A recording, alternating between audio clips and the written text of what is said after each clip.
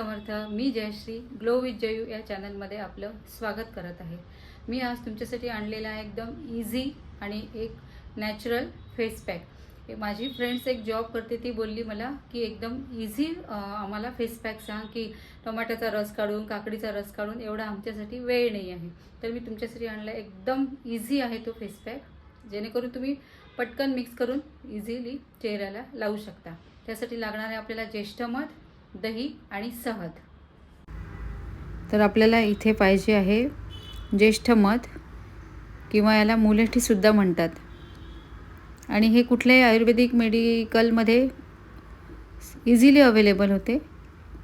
त्याच्यानंतर घ्यायचं आहे आपल्याला दही आणि शहद. तर आपल्याला ज्येष्ठ मध स्किनसाठी कसं चांगलं आहे, कारण हे स्किनचं पिगमेंटेशन, टॅन, डार्क स्पॉट्स कमी करते. नंतर आपल्या स्किनचा अनइवन जो कलर असतो तो सुद्धा एकसारखा करतो. तर मी इथे ती 2 चमचे पावडर घेतलेली आहे ज्येष्ठ मधाची. त्याच्यानंतर याच्यात टाकायचं आपल्याला दही आणि आता शहद. आणि दही तर माहीतच आहे आपल्याला चेहऱ्यासाठी, स्किनसाठी खूप छान आहे म्हणून. त्याच्यामधले जी आपली दह्यामुळे जे आपली डेड स्किन असते ते निघून जाते, कारण त्याच्यामध्ये लॅक्टिक ॲसिड असते. परत आपल्या स्किनला सॉफ्ट आणि ग्लोईंग बनवते. परत त्वचा आपली क्लीन आणि ब्राईट दिसते. आणि आपली ड्राय झालेली स्किन असते ना, हे त्याला नॅचरल मॉइश्चराईज करते ते. आणि शहदामध्ये ही अशी एक प्रॉपर्टीज आहे की आपल्या स्किनमध्ये असलेलं जे मॉइश्चर आहे ना ते लॉक करते. परत स्किनला आपल्या ग्लो, स्मूथनेस आणि नरिशमेंट देतो. आणि विंटरमध्ये आपल्या स्किनचं ड्रायनेस कमी करतं आणि आपली स्किन हायड्रेट ठेवते. तर अशा प्रकारे हा आपला फेस पॅक करून घ्यायचा. कुठलाही फेस पॅक लावण्याआधी आपली स्किन क्लीन असणं मस्ट आहे. तर आता मी इथे कुठलाही फेसवॉश घेतलेला नाही आहे. मी इथे घेतलेला आहे बेसन. बेसननी कसं फेसवॉश करायचा हा पूर्ण व्हिडिओ आपल्या चॅनलवर मी अपलोड केलेला आहे, तो तुम्ही तिथे जाऊन बघू शकता. कुठलाही फेसवॉश, साबण काहीही लावायचं नाही, फक्त बेसननी चेहरा क्लीन करायचा. आणि छान त्याला हळूहळू रब करत आपल्या चेहऱ्याची डेड स्किन, धूळ असेल किंवा कुठलं मेकअप केलेलं असेल, कॉस्मेटिक लावलेलं असेल, कारण हिवाळा आहे, आपण भरभरून त्याच्यावरती क्रीम वगैरे लावत असतो, तर हे सगळं निघालं पाहिजे, तरच आपल्याला कुठल्याही फेस पॅकचा रिझल्ट येईल. तुम्ही पार्लरमध्ये जाता, तिथेसुद्धा आपल्याला क्लिन्झिंग, स्क्रब वगैरे करतात, जेणेकरून त्या फेस पॅकचा रिझल्ट आपल्या चेहऱ्यावरती आला पाहिजे. आता मी छान त्याला हळूहळू मसाज करून घेतलेली आहे. माझा चेहरा खूप छान क्लीन झालेला आहे. आणि आता कोमट पाण्याने मी क्लीन करून घेते आहे नॅपकिननी. याच्यानंतर साबणनी वगैरे आपल्याला किंवा कुठल्याही फेसवॉशनी फेस वॉश करायची गरज नाही आहे. आणि आता आपण जो फेस पॅक केलेला होता तो अगदी स्मूथ करायचा. त्याच्यामध्ये काही असेल विकतचा आणतो आपण, त्याच्यामध्ये कुठल्या गुठळ्या झालेल्या असेल किंवा काय असेल ते बघून घ्या, किंवा एकदा आणल्यानंतर चाळणीने गाळून घ्या तुम्ही.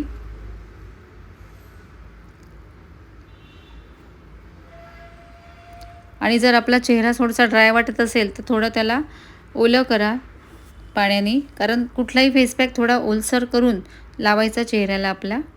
एकदम ड्राय चेहऱ्यावरती काहीच लावायचं नाही. इवन तुम्ही मॉर्निंगचं मॉइश्चरसुद्धा लावता, ते सुद्धा थोडा चेहरा ओला असायला पाहिजे.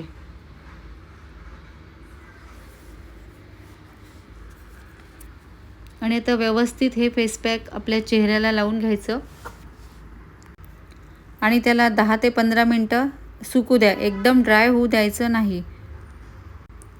हा फेस पॅक तुम्ही आठवड्यातून 2-3 वेळा वापरला तर विंटरमध्ये स्किन तुमची नॅचरली ग्लोईंग, ब्राईट आणि मॉइश्चराईज राहते.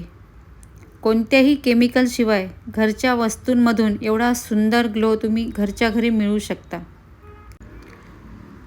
आता छानपैकी लावून घ्यायचं वरच्या डायरेक्शननी. हळूहळू लावायचं, कारण याच्यामध्ये काही एवढा चिकटावा नसतो की आपल्या चेहऱ्याला ते एकदम चिटकून बसेल. त्याच्यामुळे थोडा जाड थर लावत जायचा.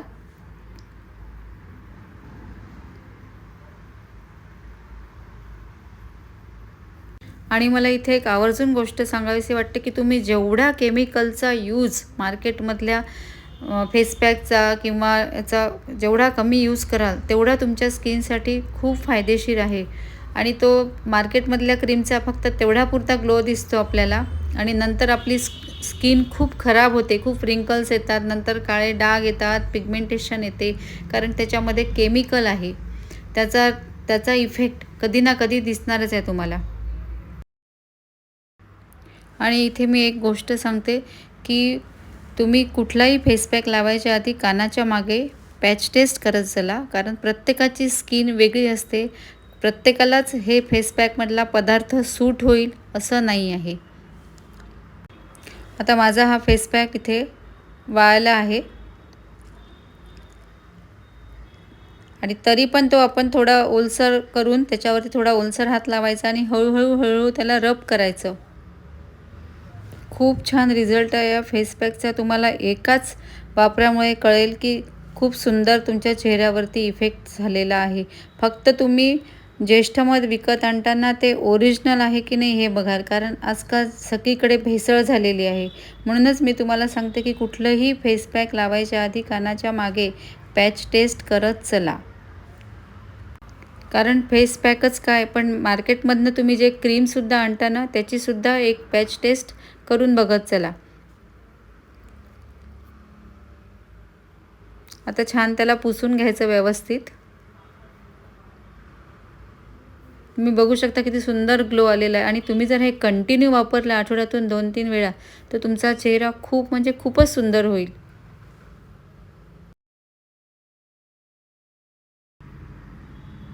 तुम्ही बघू शकता चेहरा किती छान झालेला आहे माझा. त्याला व्यवस्थित क्लीन करून घ्या, कारण त्याचे ते बारीक बारीक पार्टिकल्स सगळे चेहऱ्यावर राहतात आणि जेव्हा आपण मॉइश्चर लावतो तेव्हा ते हाताला सगळे चिपकतात, त्या मॉइश्चरमध्ये येतात. त्याच्यामुळे ते व्यवस्थित क्लीन करून घ्या. आता मी इथे घेत आहे ॲलोव्हेरा. तुम्ही कुठलेही मॉइश्चर घेऊ शकता, कुठले ऑइल घेऊ शकता, पण मी ॲलोव्हेरा लावत आहे. मला ॲलोव्हेरा खूप आवडते लावायला.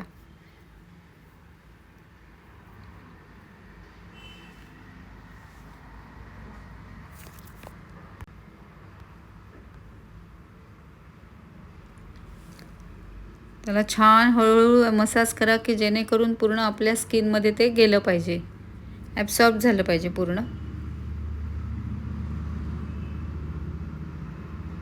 हे सुद्धा खूप इम्पॉर्टंट आहे की आपण आपल्या चेहऱ्याला किती मसाज करतो आहे, पूर्ण आपल्या ते मॉइश्चर आपल्या जे स्किनमध्ये जात आहे की नाही, ॲब्सॉर्ब होत आहे की नाही आहे, हे पूर्ण तुम्ही बघून घ्या. काहीतरी लावायचं आहे म्हणून लावायचं आहे, विनाकारण नाही लावायचं. नुसतं वर चोपडलं तर काहीही अर्थ नाही आहे त्याला.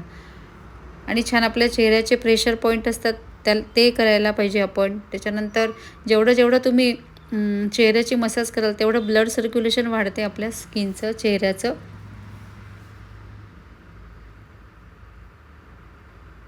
जर तुम्हाला फेस योगाचा व्हिडिओ पाहिजे असेल तर मला तुम्ही कमेंट करून नक्की सांगा. मी फेस योगावर सुद्धा व्हिडिओ बनवेल.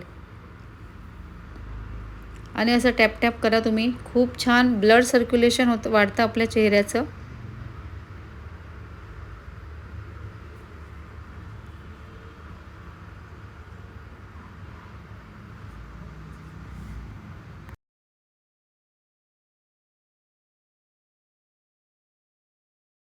कसा वाटला हा फेस पॅक? खूप इझी आहे, तुम्ही नक्की ट्राय करा. तुमची स्किन फ्रेश, ग्लोईंग आणि ब्राईट दिसेल.